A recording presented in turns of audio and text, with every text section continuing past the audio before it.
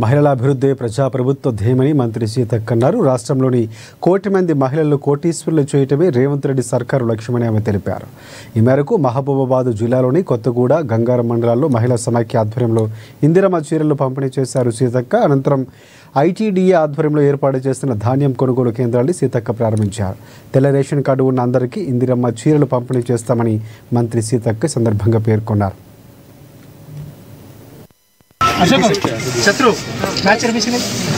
మహిళలు కూడా చాలా సంతోషంగా మేము ఇచ్చిన వాళ్ళందరి అభిప్రాయం మేరకు మహిళా సంఘాలతో కూర్చొని సెలెక్షన్ చేయడం జరిగింది.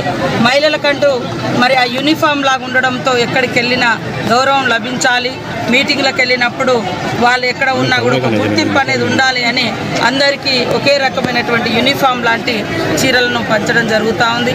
అదే కాకుండా ఈ సంవత్సరం ఇప్పటికే మరి గత సంవత్సరం నుంచి మన గవర్నమెంట్ వచ్చిన కాడ నుంచి 27,000 కోట్లకు పైగా మహిళలకు వడ్డీ లేని రుణాలు ఇచ్చడం జరిగింది.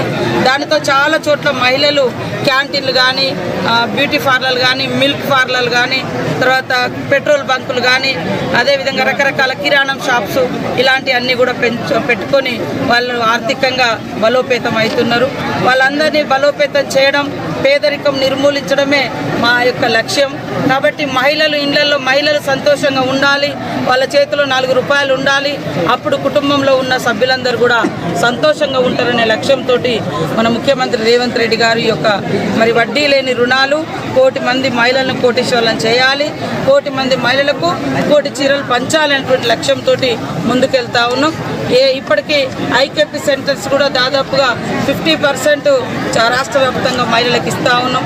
మహిళలకే యూనిఫామ్ కుట్టుడు వర్క్ కానీ, తర్వాత సోలార్లు కానీ, బస్సు ఫ్రీ కాదు, బస్సు ఫ్రీతో పాటు బస్సుల మీద ఓనర్లను కూడా చేసి నెలకు 70,000 రూపాయలు మండల సమైక్యకి ఇస్తూ ఉన్నాం.